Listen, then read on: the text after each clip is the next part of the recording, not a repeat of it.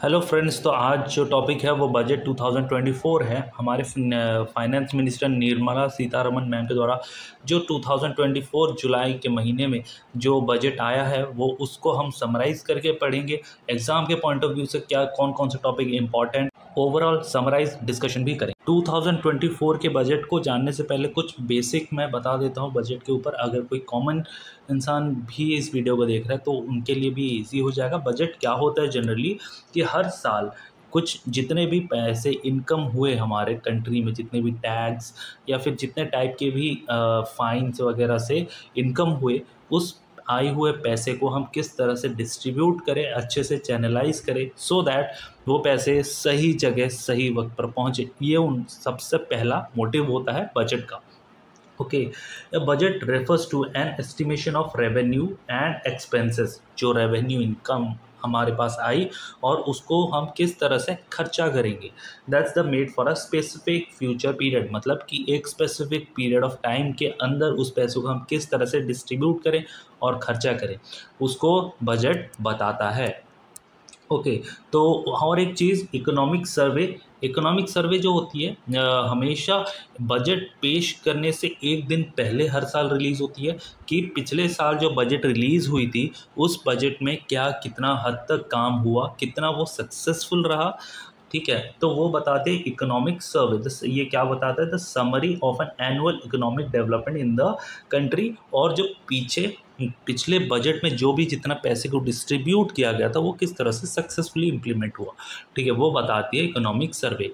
Budget हर साल financial year शुरू होने से ठीक 2 महीने पहले ही आ जाता है, जो कि होता है हमारा 1 फ़रवरी। ठीक है, 1 फ़रवरी में ये हमारा रिलीज़ हो जाता है। और हमारा जो फाइनेंशियल ईयर आप सबको जो ऑलमोस्ट पता ही होगा, जो कि शुरू होता है 1 अप्रैल से और ख़त्म होता है 31 मार्च से। ठीक है, जितने भी फाइनेंशियल एक्टिविटी या कंपनी की रजिस्टर्स होती है वो इन्हीं फाइनेंशियल ईयर्स में चलती हैं। और एक होता है कैलेंडर ईयर जो कि 1 जनवरी से शुरू होता है। I think I am clear. So अभी हम क्या करेंगे, अभी हम एक्सपेंडिचर के ऊपर देखेंगे। एक्सपेंडिचर और रिसीप्ट हमारे कितना एस्टिमेट किया गया है 2020 और 24 ईयर के लिए, 24 और 25 ईयर के लिए। ओके, तो हमारे कितना है, the government is estimated to spend 48 lakh crore 20,000। ठीक है, तो इतना नंबर आप याद रखने कि 48 लाख करोड़ का हमारा कितना एक्सपेंडिचर कैलकुलेट किया गया है, जो कि 8.5 हायर है। पिछले साल से जितना भी खर्चा हुआ था उसमें हमारा 8.5% हमने ज़्यादा एक्सपेंडिचर कैलकुलेट किया है। सो अगला जो है हमारा रिसीप्ट, कितना रिसीप्ट, मतलब कि रिसीप्ट का एस्टिमेट है इस साल। तो जो कि है the receipts other than borrowing, मतलब कि बोरोइंग या फिर लोन किसी टाइप की और बोरोइंग इंक्लूड नहीं है, सिर्फ और सिर्फ लोगों से कितना हमारा इनकम हुआ है, तो इनकम होने वाला है, तो वो है 32 लाख और 7,000 करोड़। ठीक है, जो कि 15% हायर है पिछले साल से। The tax revenue, which forms major part of the receipt, is expected to increase 11% over the receipt in 2011। तो टैक्स से भी जो भी मेजर रिफॉर्म किया गया है इस साल, आपको पता है टैक्स सिस्टम में कितना ज़्यादा चेंजेस आए हैं, तो उससे 11% ज़्यादा रिसीप्ट किया जाएगा। ठीक है, और क्या है, तो हमारा जीडीपी हमारा कितना इंक्रीज होने के चांसेस है इस साल, 10.5 इतना एस्टिमेट किया गया है। नॉमिनल जीडीपी हमारा 10.5% है। तो देयर आर दो टर्म होते हैं जीडीपी को कैलकुलेट करने में, एक नॉमिनल जीडीपी होता है और एक रियल जीडीपी होता है। नॉमिनल जीडीपी जो होती है वो है बेस, मतलब कि इस साल के जो भी गुड एंड सर्विसेज के प्राइसेस होते हैं उसके ऊपर बेस्ड होता है। और जो रियल जीडीपी होता है वो एक बेस ईयर पे बेस्ड होता है। बेस ईयर मतलब कि एक ऐसा ईयर जिसमें इन्फ्लेशन ठीक होता है और बाकी सारे नॉर्मल कंडीशन होता है, देश के अंदर कुछ ज़्यादा बुरी सिचुएशन नहीं होती है। अच्छा ईयर को ही माना जाता है base year. Easy to remember है, ये एग्जाम के पॉइंट ऑफ व्यू से आ सकता है कि बजट के थीम्स इन चारों दिए हुए ऑप्शन में से क्या क्या है। एम्प्लॉयमेंट है, एजुकेशन हो सकता है, ठीक है, और ऐसे 4-5 और दिया होगा और एक एम्प्लॉयमेंट दिया होगा। तो आपको उसी हिसाब से अगर ये चारों पॉइंट आपको याद होंगे तो आप सही ऑप्शन टिक कर पाएंगे। वैसे भी ये ईजी है, ईजी टू रिमेंबर। क्या क्या है, employment, skilling, MSME, middle class. ठीक है, उसमें से दो तो दो तो एम ई है, आप ऐसे भी याद कर सकते, देखो MSME, ठीक है। अगर थीम आपको एग्जाम में पूछा जाएगा तो आप ये चारों वर्ड याद करके चले जाओगे तो याद हो जाएगा। एम से क्या हो जाएगा, एम से MSME हो जाएगा, एस से स्किल हो जाएगा, एम से हमारा मिडिल क्लास हो जाएगा, ई से हमारा एम्प्लॉयमेंट हो जाएगा। तो अगर ये छोटा सा आप ट्रिक याद करके जाओगे तो आपका बजट का थीम आपको वैसे ही याद हो जाएगा। ओके, हम आगे बढ़ते हैं। अब बजट एट ग्लांस देख लेते हैं कि कितने नंबर्स हमारे हैं। वो नंबर्स हमको, ये मैंने काफ़ी सिंप्लीफाई करके दिए लिखे हैं यहाँ पर, सो दैट अंडरस्टैंड और याद रखने के लिए ये चीज़ इजी हो। ओके, तो हमारा जो रेवेन्यू रिसीप्ट हमारे रेवेन्यू से जो हमारी इनकम हुई है उसमें हमारा क्या नहीं आता, हम उसमें हमारा किसी भी टाइप ऑफ एसेट या लाइबिलिटी, ना लाइबिलिटी कम हो रही होगी ना एसेट बढ़ रहा होता है, उस टाइप ऑफ रेवेन्यू को हम वो बोलते हैं रेवेन्यू रिसीप्ट बोलते हैं। ये टैक्स से भी होता है, नॉन टैक्स या फिर किसी भी टाइप के फाइन से जो इनकम होती है, ठीक है, वो यहाँ पर इंक्लूड होता है। और वो हमारा कितना है एस्टिमेटेड 31,29,000, हज़ार या 1000 बोल सकते हो, ठीक है। और कैपिटल रिसीप्ट 78,000 है। ओके, और टोटल रिसीप्ट अगर हम देखा जाए तो टोटल रिसीप्ट जो हमारा माना जा रहा है वो 32 लाख इतना है, मतलब कि टोटल इतना रिसीप्ट हो सकता है। और हमें 16 लाख करोड़ की हमें क्या होगी, बोरोइंग लेनी पड़ेगी कहीं दूसरे इंटरनेशनल ऑर्गेनाइजेशन से या फिर किसी बिजनेसमैन से। वो इंटरनल लोन भी हो सकता है, एक्सटर्नल लोन भी हो सकता है, वो गवर्नमेंट के ऊपर डिपेंड करता है। और जो नेक्स्ट है टोटल एक्सपेंडिचर, कितना खर्चा होने का इसमें एस्टिमेट है 48 लाख करोड़, इतना हमारा खर्चा करना है। ओके, तो हम आगे बढ़ते हैं। ओके, 40 लाख करोड़। हाँ, और एक चीज़ मैं यहाँ पे बोलना भूल गया, ये दोनों हमारे इक्वल होते हैं। ये कुछ भी करके ये दोनों को हमें इक्वल करना है, कि मतलब जितना ज़्यादा हमारा एक्सपेंडिचर हमने कैलकुलेट किया है उतना ही हमको क्या करना है, रिसीव करना है, ठीक है। तो ये दोनों को इक्वल करना होता है, इसीलिए इतना हमारा इनकम हुआ और बाकी के पैसे हमने क्या किया, उधारी ली, क्योंकि हमें इस अमाउंट के साथ इक्वल करना था। ओके, अब हम देखते हैं मनी कहाँ से आवत है और उसके बाद हम पढ़ेंगे मनी कहाँ से कहाँ जावत है। हमारा सबसे ज़्यादा जो रिसीप्ट होता है वो कहाँ से होगा, इनकम टैक्स से होता है, कि लोगों से जो सैलरीड पीपल है जो इनकम टैक्स रिटर्न करते हैं उसमें कितना, वो 19% है। और जो यूनियन एक्साइज ड्यूटीज़ होते हैं वो 5%। और जीएसटी कितना है, जीएसटी से इनकम होने वाला है 18% जीएसटी से इनकम होने वाली है। और कॉरपोरेशन टैक्स जो बिजनेस से लिया जाता है, कस्टम ड्यूटीज़, नॉन डेप्ट, हाँ नॉन डेप्ट कैपिटल एक्सपेंडिचर, ये छोटे छोटे ना भी याद करो, याद है, लेकिन कस्टम ड्यूटी को हम याद रख सकते हैं और ये सारे इंपॉर्टेंट है। हाँ, आपका इनकम को याद रखना, union excise duty, GST, corporation tax, custom duty और बोरोइंग या लायबिलिटी, ये भी इम्पॉर्टेंट है, ये इंपॉर्टेंट है, ये इंपॉर्टेंट है, जीएसटी वाला इंपॉर्टेंट है। ये चार बहुत ज़्यादा इंपॉर्टेंट, क्योंकि ये मेजर क्वेश्चन करते हैं और ये एग्जाम से आ सकते हैं। ओके, बोरोइंग और लायबिलिटी से हमारी कितनी इनकम होती है, वो है 27%, जो 16 लाख करोड़ हमने पीछे देखा, ठीक है। तो रुपीज़ गोज़ टू, रुपी कहाँ जाएगा, इनकम तो आ गई हमारे पास, अब रुपी कहाँ कहाँ खर्चा होगा, ठीक है। तो वो पेंशन जो गवर्नमेंट एम्प्लॉय थे, जो एक पॉइंट ऑफ टाइम के बाद गवर्नमेंट ने पेंशन देना बंद कर दिया, क्योंकि ये उनको एक्स्ट्रा खर्चा लगता था जिससे उनको कुछ रिसीव नहीं होने वाला, तो इसीलिए उन्होंने कुछ सेक्टर को छोड़ के बाकी हर जगह से उन्होंने पेंशन कट कर दी, कुछ पर्टिकुलर जॉब्स को छोड़ के। तो अब हम देखते हैं क्या अदर एक्सपेंडिचर में यहाँ पे इंक्लूड नहीं है, क्या क्या मेंशन नहीं है, लेकिन उसके लिए हमें प्रॉपर डिटेल के साथ एक पीडीएफ गवर्नमेंट वेबसाइट में अवेलेबल है, वहाँ पर हम ये चीज़ें रीड कर सकते हैं। सेंट्रल स्पॉन्सर्ड स्कीम, इसके ऊपर हम आगे देखेंगे कि 8% सेंट्रल स्पॉन्सर्ड स्कीम में क्या क्या खर्चा होने वाला है। Finance commission and other transfer, state share of tax, ठीक है, ये। और उसके बाद डिफेंस में हमारा 8% खर्चा होने वाला है। सब्सिडीज़ देने में, सब्सिडीज़ आप सबको जैसे पता होना चाहिए कि सब्सिडी क्या होती है, कि अगर हम एक चीज़ खरीद रहे हैं उसमें से कुछ पैसा सरकार पे कर देती है, सो दैट वो चीज़ हमारे लिए सस्ती हो जाती है, तो वहाँ पर क्या बोलते हैं, वो सब्सिडी बोलते हैं। तो central sector scheme excluding capital outlay on defence and subsidiary, ये सब इंक्लूड ये इन चीज़ों को एक्सक्लूड करने के बाद सेंट्रल स्पॉन्सर स्कीम जो है वो 16% है। और इंटरेस्ट पेमेंट, ये एक काफ़ी ज़्यादा इंपॉर्टेंट चीज़ है जो एग्ज़ाम में आ सकता है एक्चुअल में, कि हमारा इंटरेस्ट पेमेंट कितना है, वो 19%। हमारे जो जितना भी पैसा आएगा, जितने भी हमने लोगों से उधारी ली है, उसमें से हमारा 19% हमारा कितना इंटरेस्ट पेमेंट में चला जाएगा। अब हमारे देखते हैं हम बजट प्रायोरिटीज़। बजट प्रायोरिटीज़ आप ये इसे खुद देख लीजिएगा, 9 प्रायोरिटीज़ हैं कि कौन कौन सी चीज़ों में हमें प्रायोरिटी करनी है। गवर्नमेंट हमेशा हर साल डिसाइड करती है कि हमें इस साल का प्रायोरिटीज़ क्या है, ठीक है। तो इस साल ये 9 प्रायोरिटीज़ हैं, जो कि productivity and Reliance in the agriculture, यहाँ से ब्रूम ब्रूम ब्रूम, और लास्ट में है नेक्स्ट जनरेशन रिफॉर्म।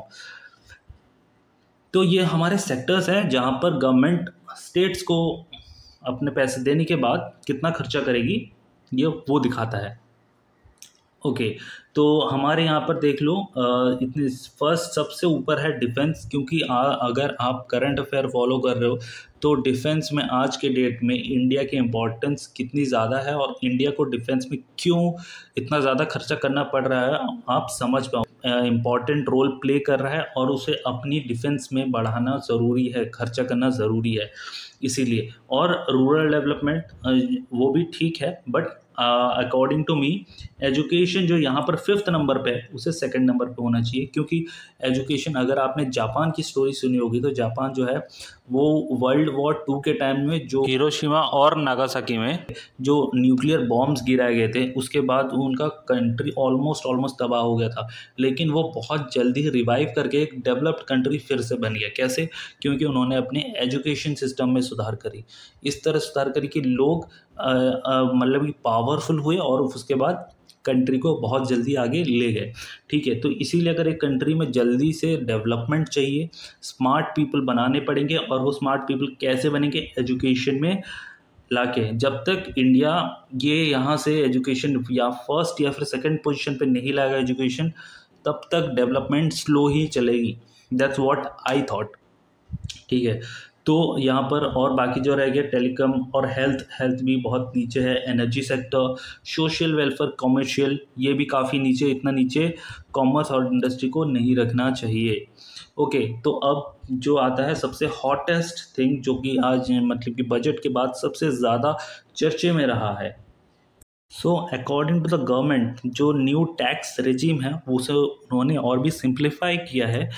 सो उसमें उन्होंने क्या बोला है, नील, मतलब कि जो पहले जो 0 से 3 लाख पर एनम, एक साल में 0 से 3 लाख अगर आप इनकम कर रहे हो तो आपको कोई टैक्स नहीं देना पड़ेगा। 3 से 7 लाख वालों को 5%, उसके बाद 10, 15, 20 और लास्ट में 30%, जो कि 15 लाख से ऊपर की इनकम करते हैं। लेकिन एक चीज़ जो मुझे इस डायग्राम में काफ़ी अच्छी है, ऑफिशियल गवर्नमेंट के PDF से मैंने इसको लगाया है, कि जो उन्होंने एक मैसेज यहाँ पर देने की कोशिश करी है इस डायग्राम के थ्रू। ये डायग्राम मैंने गवर्नमेंट वेबसाइट से, जैसे मैंने बोला कि यहाँ पे लाया हूँ मैं, तो यहाँ पर उन्होंने मैन को रखा, यहाँ पर फीमेल, और फिर से यहाँ पर फीमेल्स को रखा, और फीमेल को यहाँ पर सबसे ऊपर रखा 30% वाले 15 लाख प्लस वाले उसमें। तो जो कि एक पॉजिटिव साइन भी, सबकॉन्शियस अच्छा मैसेज भेजता है कि yes, women can also a businessman और अ वर्किंग वुमेन, ठीक है। तो एक पॉजिटिव मैसेज भेजती है गवर्नमेंट ऐसे छोटे छोटे चीज़ों से। तो या दैट्स अ गुड साइन, हम यहाँ पर देख सकते हैं। लेकिन ओवरऑल इस टैक्स रिजिम की काफ़ी ज़्यादा लोग निंदा कर रहे हैं और काफ़ी ज़्यादा लोग इसको बैकस्लैश दे रहे हैं, but still we don't have any option. अब आगे बढ़ते हैं। हाउ मच, हाँ, इंडिया के ऊपर कितनी ज़्यादा लाइबिलिटीज़ है वो हम पढ़ते हैं। द सेंट्रल गवर्नमेंट हैज़, ये भी मैंने डेटा गवर्नमेंट वेबसाइट से ही ली है, जो कि इसी साल रिसेंट में है। मैं नीचे लिंक दे दूंगा उस PDF का, आप खुद भी उसको रीड कर सकते हैं। The government dept liabilities including external dept at the current exchange rate और after adjusting cash balance is estimated to 172.3 lakh crore. इतना ज़्यादा है कितने, तो 31 मार्च 2024 के मुताबिक, और 2025 31 मार्च के मुताबिक हमारे कितना है 185 जो है, ठीक है, वो हमारा हमारा इंडिया के ऊपर लायबिलिटीज़ हैं, ठीक है। और आप इसको ये भी देख सकते हो कि ये वहाँ पर 168 लिखा हो, 168 लाख करोड़, ठीक है। तो ये बाकी का इंटरेस्ट और बाकी कुछ अलग इंटरनल लायबिलिटीज़ को भी लेके बनती है। ओके, तो अब यहाँ पे हम देखते हैं कि internal liabilities and other liabilities होती हैं और एक्सटर्नल लायबिलिटीज़ भी होती है। एक्सटर्नल लायबिलिटीज़ मतलब कि फॉरेन फाइनेंशियल ऑर्गेनाइजेशन से जो पैसा उठाते हैं, और इंटरनल लायबिलिटी मतलब इंडिया के अंदर जो इंस्टीट्यूट है या फिर जैसे बड़े बड़े बिजनेसमैन से भी पैसे लिए जाते हैं, तो इस चीज़ की बताती है। तो अभी हम बजट डेफिसिट के बारे में थोड़ा सा पढ़ेंगे कि हमारा जो बजट बना है उसमें कितना ज़्यादा कितना कमी है, उस कमी को हम बोलते हैं बजट डेफिसिट, ठीक है। तो बजट डेफिसिट जनरली यही होता है कि जितना ज़्यादा एक्सपेंडिचर हम खर्चा कर रहे हैं और कितना ज़्यादा हमारे पास पैसा आ रहा है, ठीक है, उसके बीच में जो गैप हो रहा है, नेगेटिव गैप, उसको हम बजट डेफिसिट बोलते हैं। लेकिन अगर हमारा सरप्लस अमाउंट हुआ, मतलब कि मान लो हम जितना खर्चा कर रहे हैं और हमारा रेवेन्यू उससे कहीं ज़्यादा है, ठीक है, तो हम वहाँ पर बोलेंगे सरप्लस, बजट सरप्लस। सरप्लस जैसे कि मान लो कि आपका खर्चा है कितना, मान लो आपका खर्चा है 5,000, ठीक है, लेकिन आपका रेवेन्यू जो है वो 6,000 है, तो 1,000 का आपका सरप्लस है। लेकिन अगर आपका इनकम है 6,000 और आप खर्चा 7,000 का कर रहे हो, तो आप वहाँ पर डेफिसिट में जा रहे हो। I think I am clear.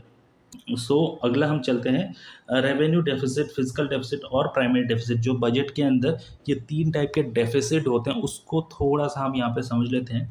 Revenue deficit क्या होता है, इसका सिंपल फॉर्मूला है रेवेन्यू डेफिसिट, टोटल रेवेन्यू जितना रिसीव हुआ, जितना हमने इनकम अर्न किया, और टोटल रेवेन्यू हमने एक्सपेंडिचर के रूप में खर्चा किया, ठीक है। इसमें कोई भी किसी भी टाइप का एसेट और लायबिलिटीज़ कम या फिर ज़्यादा होने के चांसेस नहीं है। इसमें एसेट और लायबिलिटी साइड हो जाते हैं, जितने भी टाइप के लोन हो गए या फिर किसी को हमने एसेट के खरीदा है और वो हमको फ्यूचर में इनकम देगा, नहीं, वो सब यहाँ पर इंक्लूड नहीं होता। टैक्स, फाइन, ये सब यहाँ पर इंक्लूड होता है। ओके, द गवर्नमेंट यहाँ पर क्या बताते हैं, government wait the government total income falls short of its expense excluding borrowing and capital receipt। जो borrowing होने मैंने बोला ना, borrowing क्या मतलब कि वो भी लोन में चला जाएगा, लाइबिलिटीज़ में चला जाएगा, या फिर कैपिटल रिसीव्ड मैंने बोला कि एसेट, वो सब यहाँ पर एक्सक्लूड नहीं किए जाते। ओके, तो अब हम तो पढ़ते हैं अगला जो हमारा है क्या, फिजिकल डेफिसिट। फिजिकल डेफिसिट एक सिंपल टर्म है रेवेन्यू डेफिसिट से। क्या बोलता है, the total expenditure when it's get reduce by the total received accept borrowing, ठीक है। बोरोइंग पार्ट का मतलब कि अगर एक्सक्लूड कर दिया जाए तो हमारा कितना ज़्यादा इंक्लूड हुआ है, एक्सपेंडिचर खर्चा हुआ है और कितना ज़्यादा रिसीव्ड हुआ है, ठीक है। और द फिजिकल डेफिसिट यहाँ पर उसका फॉर्मूला है total expenditure minus total received, उसको और वहाँ पर बोरोइंग्स को हटा दिया जाए तो हमारा निकल जाएगा फिजिकल डेफिसिट, फिजिकल डेफिसिट। और हमारा जो है उसके बाद प्राइमरी डेफिसिट। प्राइमरी डेफिसिट क्या है हमारा, प्राइमरी डेफिसिट हमारा क्या बोलता है, द फिजिकल डेफिसिट, ये वाला जो डेफिसिट है हमारा, बोरोइंग पार्ट को एकदम हटा दो, कितना हमारा खर्चा हुआ, कितना हमारा इनकम हुआ, दैट्स इट, ठीक है। दूसरों से कितनी उधारी ली उसको अभी एक टर्म के लिए साइड कर दो, ठीक है। तो हमारा फिजिकल डेफिसिट वही बोलता है कितना हमारा खर्चा हुआ, कितना हमारा इनकम हुआ, उन दोनों के बीच में गैप, अगर वो नेगेटिव में ज़्यादा डेफिसिट है, ठीक है। तो physical deficit when it get reduce by the payment of interest, हमने जो लोन लिया था, हमारे मतलब कि फिजिकल डेफिसिट ये जितना भी निकला उसमें से अगर हमारा इंटरेस्ट पेमेंट निकाल दो, हमने लोन लिया है, उनको इंटरेस्ट पेमेंट तो हमें करना ही पड़ेगा, तो इंटरेस्ट पेमेंट को अगर हम निकाल दें तो हमारा हो जाएगा प्राइमरी डेफिसिट, ठीक है। इसी तरह और भी 2 टाइप के बजट डेफिसिट होते हैं, बट वो एग्ज़ाम के पॉइंट ऑफ व्यू से इम्पॉर्टेंट नहीं है, तो मैंने उसे इंक्लूड नहीं किया है। तो अब हम देखते हैं कितना एस्टिमेट क्या है या फिर बजटेड है, टारगेटेड है, डेफिसिट कितना परसेंट जीडीपी का होने वाला है। तो ये एक्चुअल चीज़ें बताती है कि 2022-23 में कितना हुआ था, ठीक है, और बजटेड या फिर मतलब कि 2024-25 में ये बजटरी फिजिकल ये तीनों डेफिसिट कितना होने वाला है। ये 4.9, 1.8 और प्राइमरी डेफिसिट हमारा कितना 1.4। जैसे देख रहे हो ये सब चीज़ें कम होती जा रही है, जो कि एक पॉजिटिव साइन को शो करती है। ठीक है, ये एस्टिमेटेड चीज़ है, ये एग्जैक्ट चीज़ है, ये अभी तक निकला नहीं है। ये एक इसका भी 2024 का एक्चुअल निकलेगा, तब हमें पता चलेगा एक्चुअली में कितना, क्या ये चीज़ें सही है या फिर इसमें थोड़ा बहुत ऊपर नीचे बेशक हो सकता है। तो नेक्स्ट टॉपिक जो है हमारा डायरेक्ट टैक्स प्रपोजल। तो डायरेक्ट टैक्स प्रपोजल में क्या है, तो reduce the compliance burden, promote entrepreneur spirit. ठीक है, तो एंटरप्रेन्योर स्पिरिट को बढ़ाना है और टैक्स बर्डन के जो कॉम्प्लिकेशंस है उसको कम करना है। ओके, तो हम ये चीज़ों पे ऊपर ऑलरेडी काफ़ी चर्चा हुए हैं आजकल न्यूज़ और टैक्स के ऊपर, कैसे अलग अलग चीज़ों पे इन्वेस्टमेंट के ऊपर कैसे इम्प्लीमेंट हुआ है टैक्स, ये उसके ऊपर है। The short term gain of financial asset to attract 20% tax rate.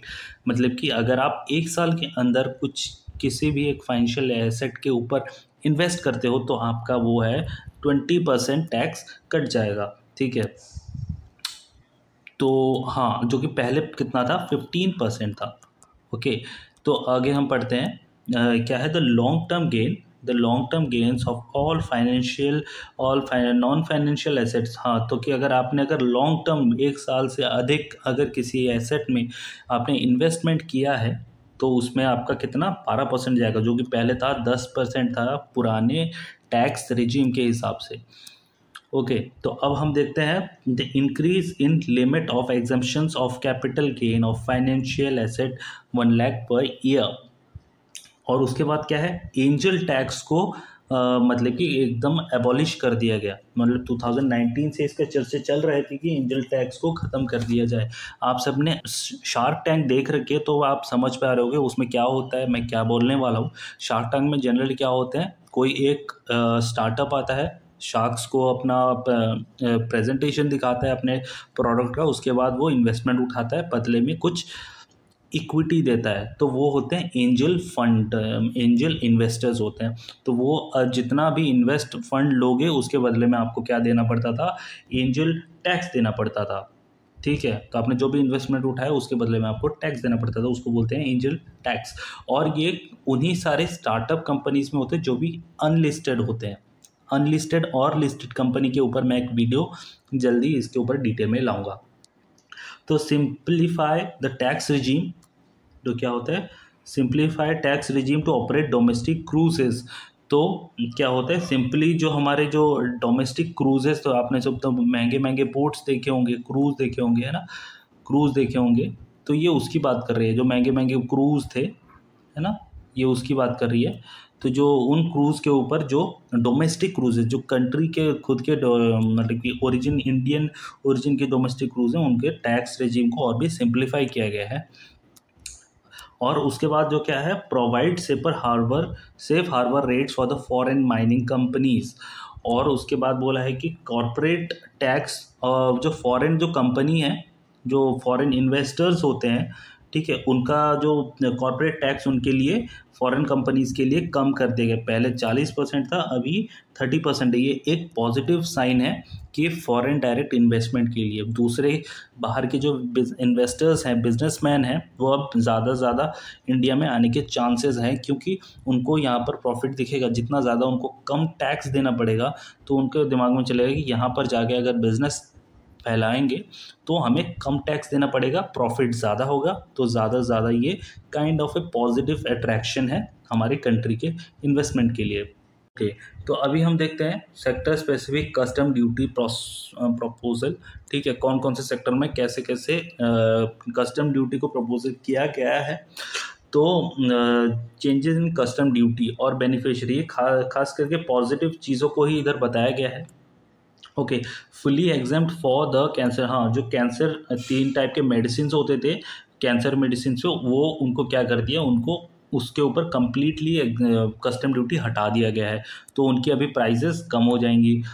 और रिड्यूस द BCD 15%। तो मोबाइल फ़ोन के ऊपर अभी कस्टम ड्यूटी कम कर दिया गया, उनके चार्जर के ऊपर कम कर दिया गया है। तो इसकी वजह से मोबाइल इंडस्ट्री के ऊपर ये एक पॉजिटिव साइन डालेगा और मोबाइल इंडस्ट्री इंडिया में ग्रो करेगी।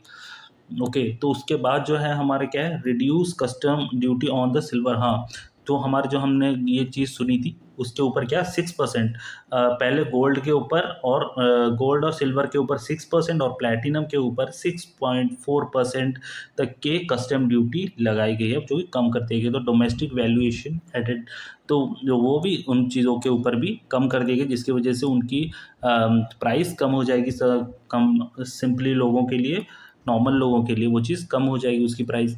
और उसके बाद है जो श्रिम्प फार्मिंग, जो श्रिम्प फार्मिंग और ये फिश मतलब कि एग्रीकल्चर सेक्टर को बूस्ट करने के लिए, फिश फार्मिंग और श्रिम्प को बूस्ट करने के लिए उनके ऊपर भी कस्टम ड्यूटी कम कर दी गई है।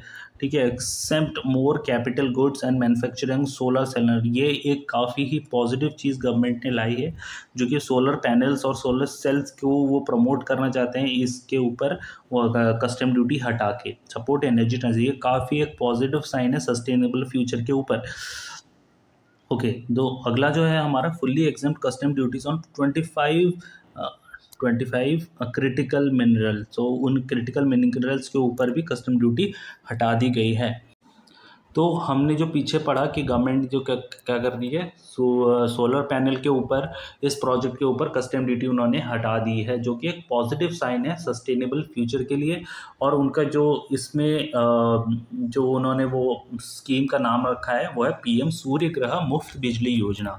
और इस स्कीम की तरह वो क्या करेंगे, 1 करोड़ लोगों को वो क्या करेंगे, सोलर पैनल लगवाएंगे। मतलब सोलर पैनल आप लगवाओगे, खर्चा करोगे, वो बिलिंग और प्रॉपर सोलर पैनल की फ़ोटो देने के बाद वो पैसा आपको भेज देगी, काफ़ी परसेंट पैसा भेज देगी, जो कि बाकी के पीएम आवास योजना में भी जैसे जिस तरह प्रोसीजर फॉलो होता है, शायद उसी तरह से प्रोसीजर फॉलो भी इधर भी होगा। ओके, अप टू 300 यूनिट, हर महीने का 300 यूनिट की बिजली आप बचत कर पाओगे, मतलब उतना पैसा आपको देना नहीं पड़ेगा। 1.28 करोड़ लोगों ने ऑलरेडी रजिस्टर कर लिया है। ये काफ़ी अच्छा एग्जाम्पल है सस्टेनेबल फ्यूचर के लिए। गवर्नमेंट जो है यहाँ पर एम्प्लॉयमेंट स्कीम के ऊपर थोड़ा कुछ ध्यान लाई है सबका। तो यहाँ पर 3 उन्होंने डिवाइड किया है स्कीम A, B और C में। तो उनका पहला जो स्कीम है वो फर्स्ट टाइमर या फिर जो भी पहले अभी एजुकेट होके कॉलेज से निकले हैं उनके लिए ये स्कीम है। उसमें 2 करोड़ के आसपास लोग उसमें अफेक्टेड होंगे या पॉजिटिवली अफेक्टेड होंगे उसका बेनिफिशियरी लेके। तो 1 month wage to a new entrant in the formal sector, 3 installment वो 15,000 रुपये उस पर्सन को जो न्यू ज्वाइनिंग को गवर्नमेंट पे करेगी। एक्सपेक्ट, हाँ, और कितने बेनिफिशियरी होंगे, 2 करोड़ के आसपास। तो और जो दूसरा स्कीम है जॉब क्रिएशन इन मैन्युफैक्चरिंग, उसको बढ़ावा देने के लिए गवर्नमेंट ने क्या किया है, link to the first time employ इनको यहाँ पर लिंक करेगी। और इंसेंटिव तो बोथ एम्प्लॉय, जो एम्प्लॉय होगा जो ज्वाइन करेगा जॉब में, और फिर जो ज्वाइन उनको करवाएगा, जो उनको काम पे रखेगा, for the EPFO contribution specific scale of the first 4 year, उन दोनों को बेनिफिशियरी मिलेगी। Expect to the benefit of the 30 lakh youth, यहाँ से 30 लाख यूथ यहाँ पे आके बेनिफिशियरी लाभ करेंगे। और the government will reimburse EPFO contribution to the employee of to 3,000 per month for 2 years, all new hires expected to generate 50 lakh jobs। यहाँ पर 50 लाख जॉब्स गवर्नमेंट सपोर्ट करिए, कैसे, टू EPFO के द्वारा। और सपोर्ट एम्प्लॉयर्स जो कि उनको रोज़गार देगा उनको भी ये सपोर्ट करेगी। एक काफ़ी ज़्यादा पॉजिटिव साइन है, बट स्टिल देयर इज़, ये स्कीम पहले भी लागू किया गया है, मतलब कि इसके ऊपर चर्चा की गई थी, लेकिन अब ये ओके। तो अगला जो स्कीम है गवर्नमेंट ने जॉब और इंटर्नशिप से स्किलिंग प्रोग्राम के ऊपर जो गवर्नमेंट ने ध्यान दिया है उसके ऊपर हम ध्यान देंगे थोड़ा सा। The scheme for providing internship government provide करेंगे। इंटर्नशिप जो जॉब से पहले छोटे छोटे मतलब कि न्यू कमर्स को रखा जाता है कम पैसों में, ठीक है, उसको इंटर्नशिप दिया जाता है, ठीक है, बोला जाता है।